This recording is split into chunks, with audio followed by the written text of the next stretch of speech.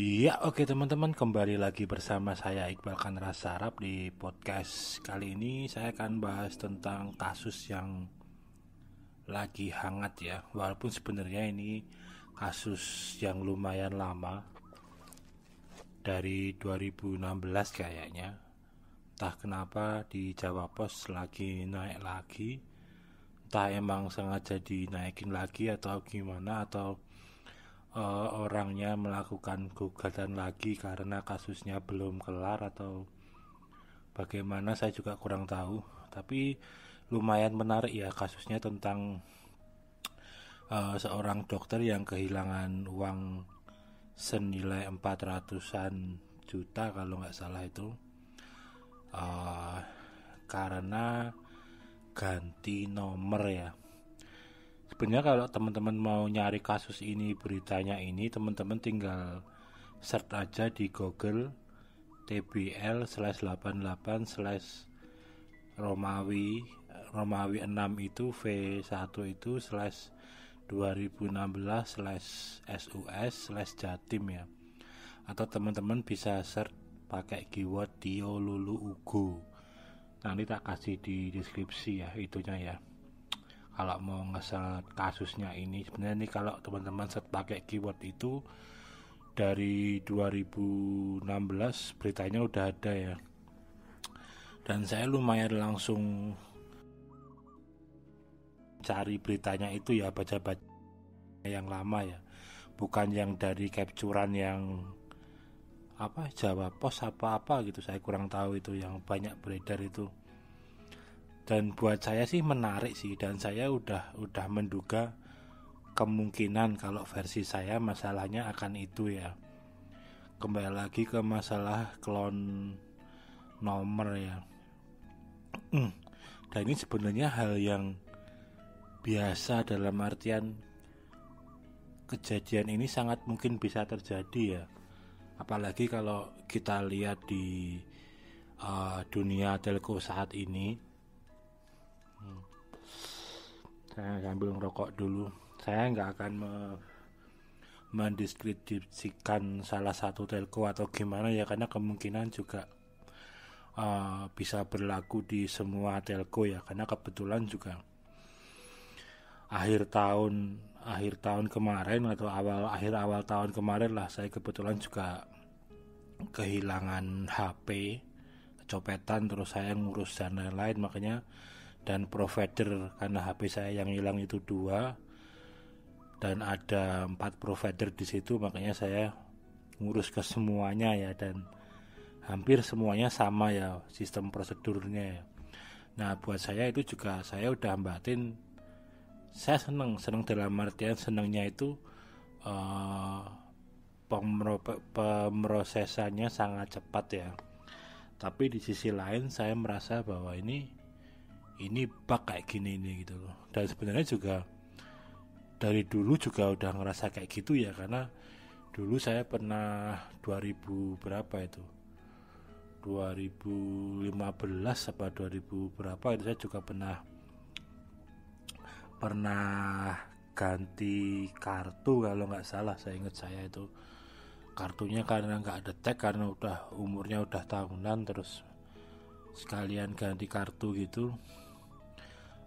Prosesnya juga lumayan mudah ya, karena untuk kasus zaman dulu, apalagi yang kasusnya yang dokter ini 2016, bahwa tahun-tahun itu untuk ngurus kartu itu lumayan mudah ya, dalam artian kita kan tinggal ngasih 6 nomor keluar masuk yang pernah berinteraksi dengan nomor itu ya.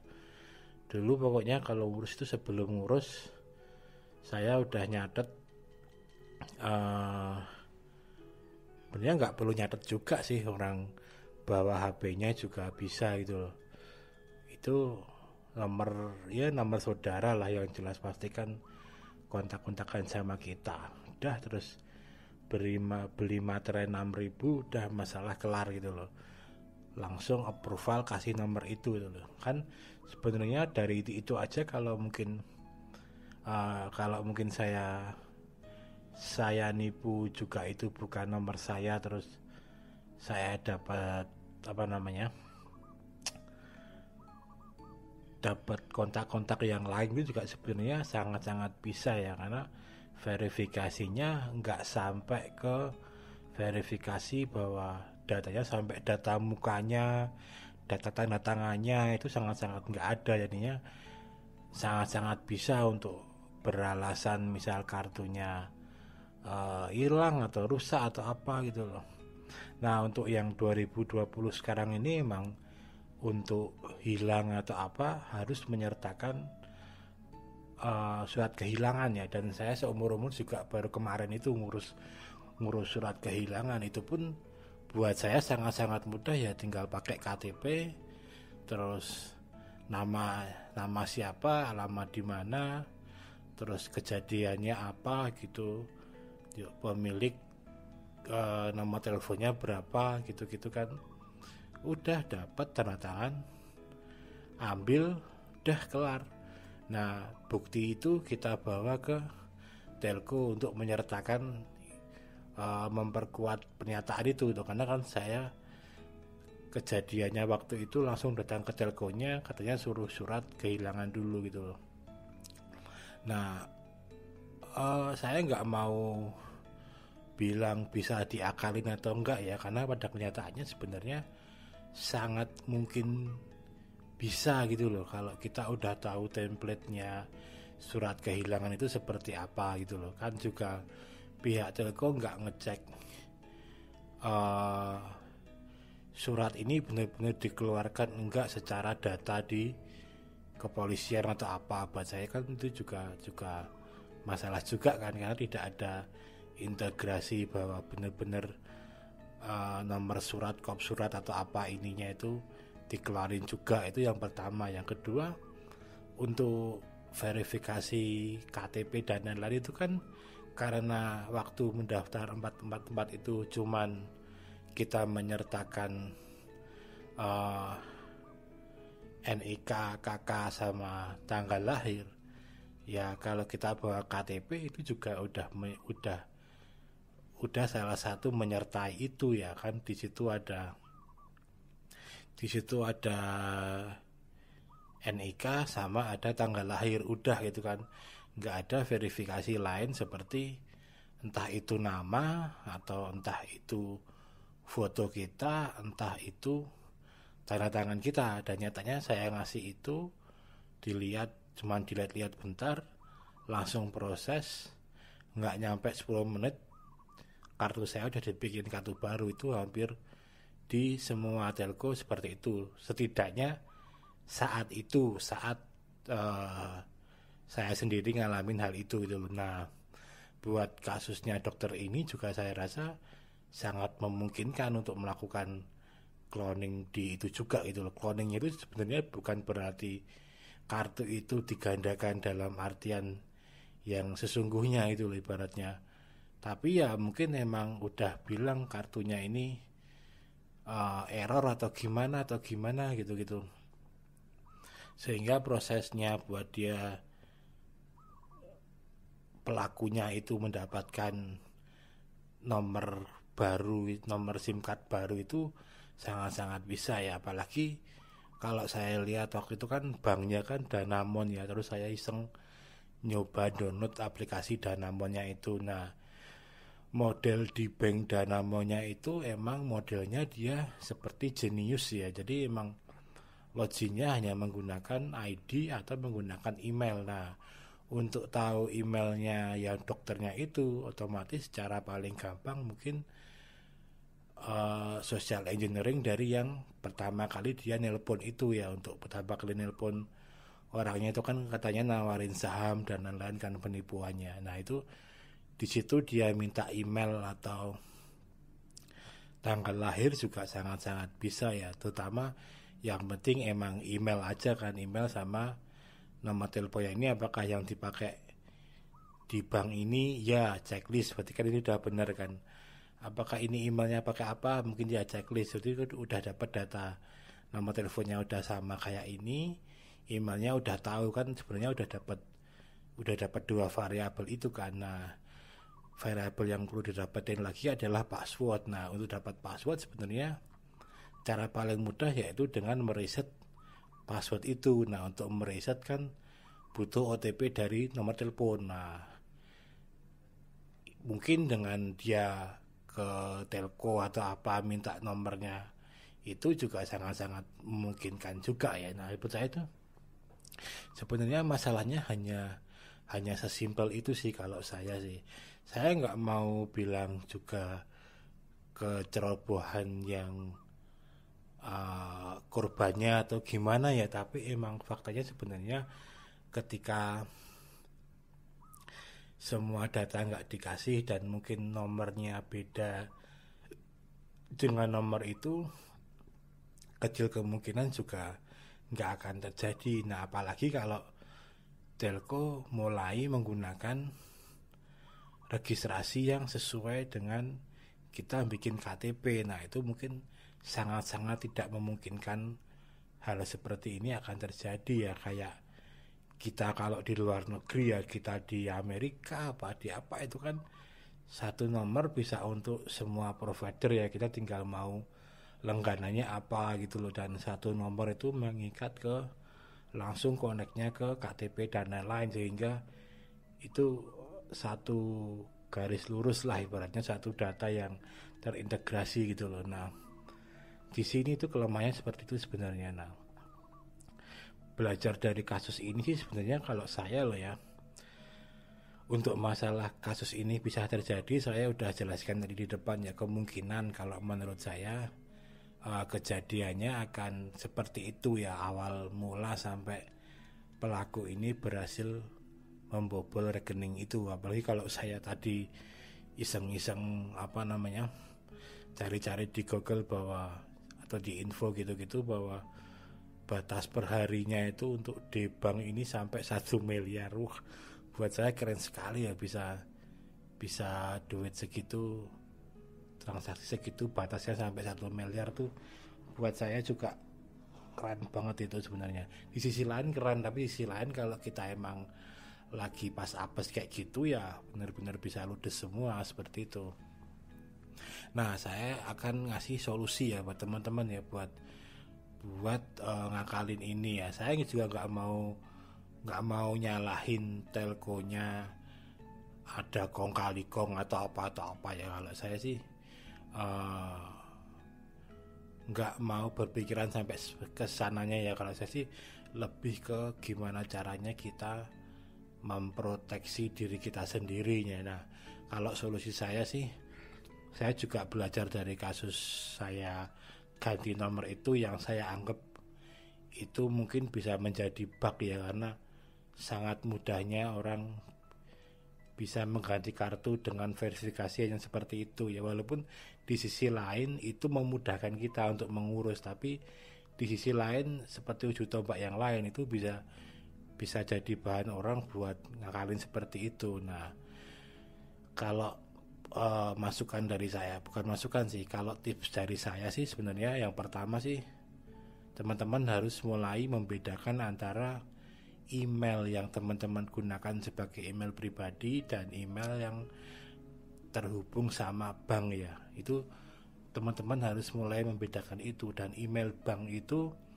sebisa mungkin jangan sampai keluar dimanapun. Ibaratnya itu hanya digunakan untuk teman-teman akses bank itu aja, jangan teman-teman buat daftar apa-apalah, kurang lebih seperti itu. Nah, juga masalah nomor. Nah, sebisa mungkin mulai sekarang sih teman-teman punya 2 nomor ya.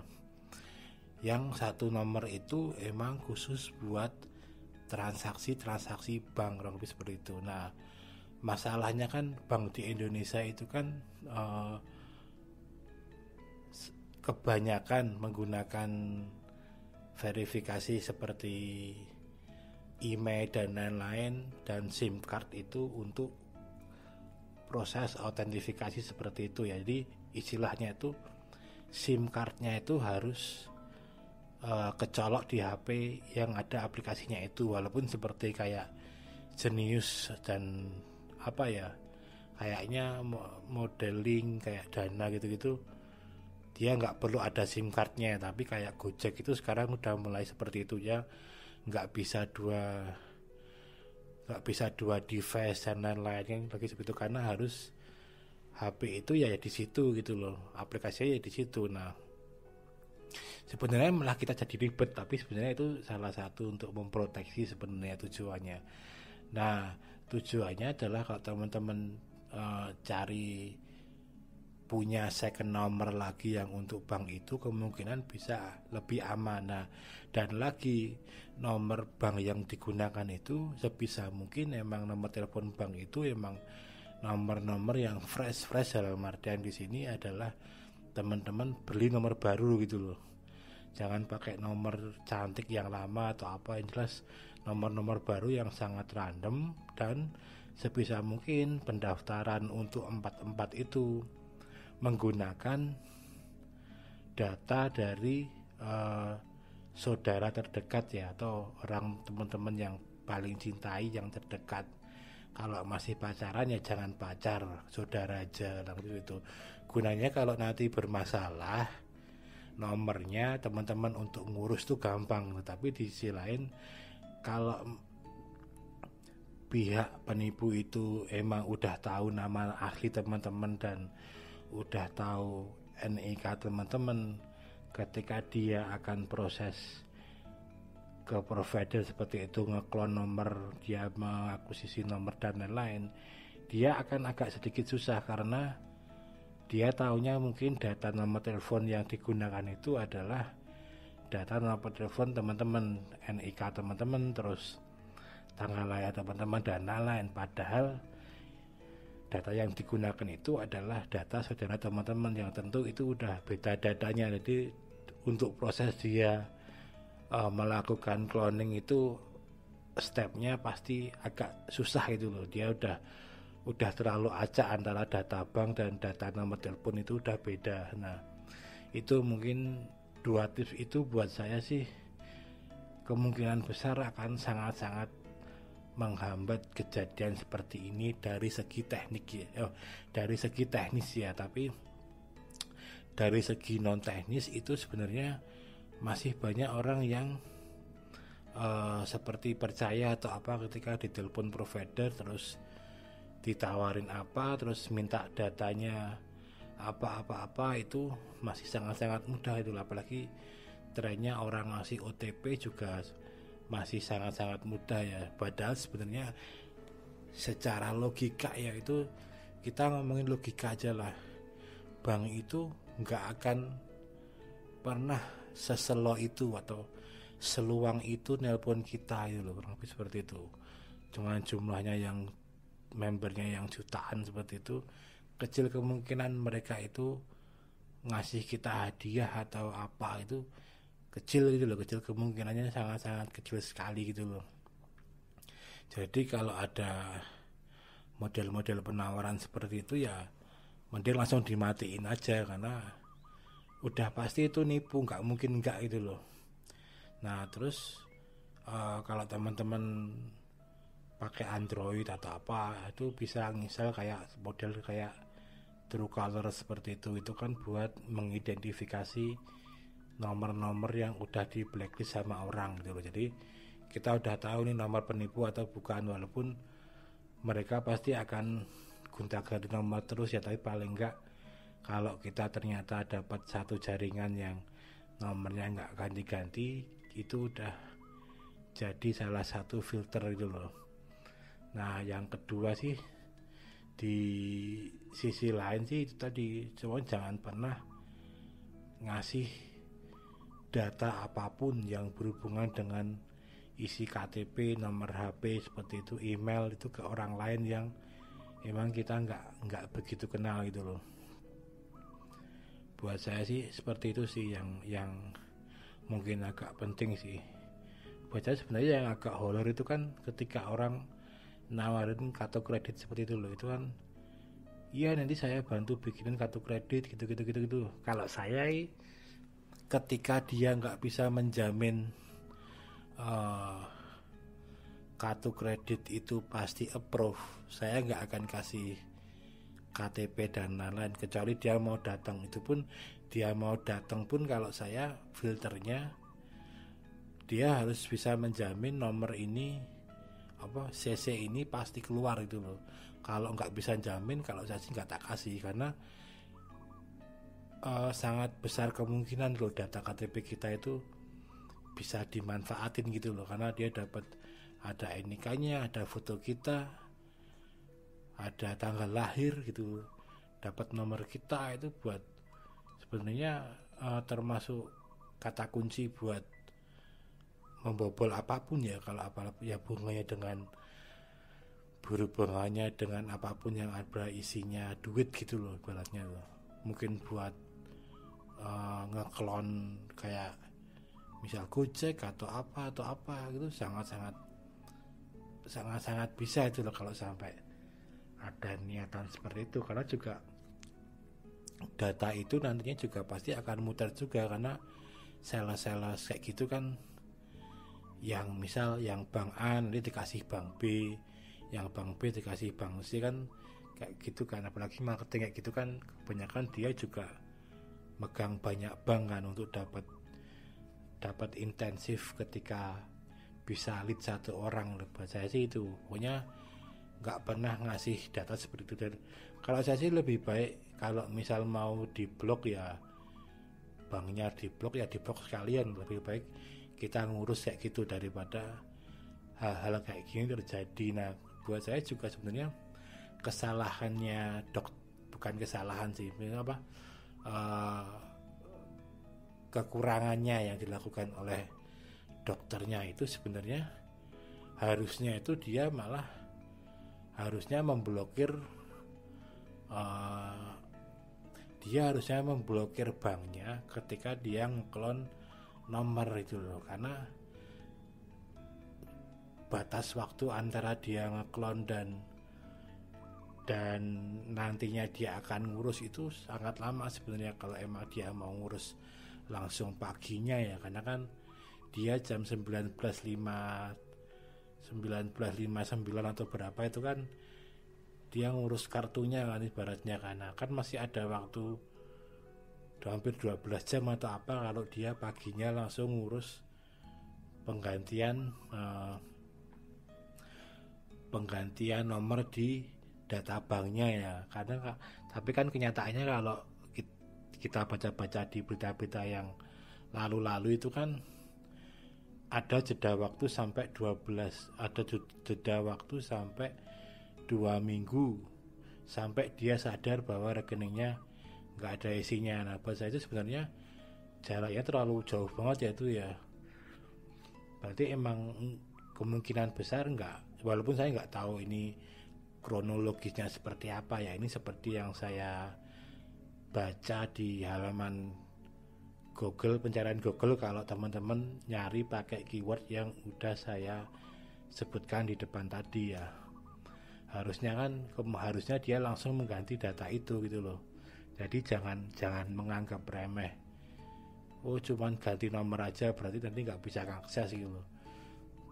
Harusnya malah paling aman ya udah diblokir aja, atau emang nomornya yang nggak usah diangkat aja, yang nomor yang nggak kita kenal. Nah, nggak enaknya ketika nomor HP dan nomor bank kita itu sama, orang juga pasti akan bisa nelpon kita terus gitu loh.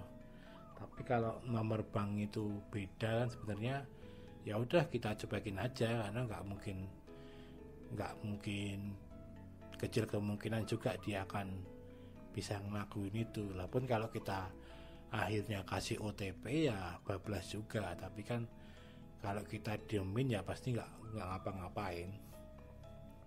Juga rata-rata kan dia intimidasi kan, entah itu lewat SMS, entah itu lewat telepon yang bentak-bentak. Jadi kita seolah-olah kita takut gitu loh. Padahal aslinya itu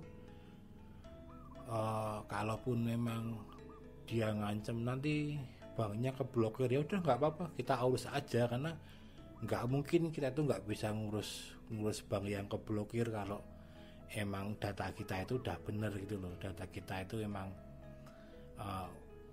sesuai yang ada di sana itu loh. Nggak mungkin bank itu nggak membukakan data kita yang keblokir itu. Jadi kalau ada yang ngancem ngancem nanti saya blokir ini ya udah blokir aja gitu aja, nggak apa-apa sebenarnya, karena sebenarnya itu tadi. Dan bank itu jarang kemungkinan nelpon pakai nomor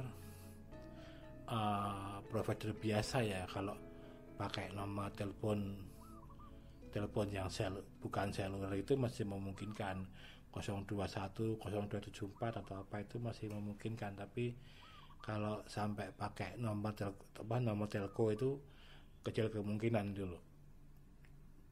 Kalau teman-teman mau sambil ngerjain mereka ya malah nggak apa-apa sebenarnya, biar mereka boncos aja gitu loh. Baca sih mungkin seperti itu ya. Kalau sampai ada yang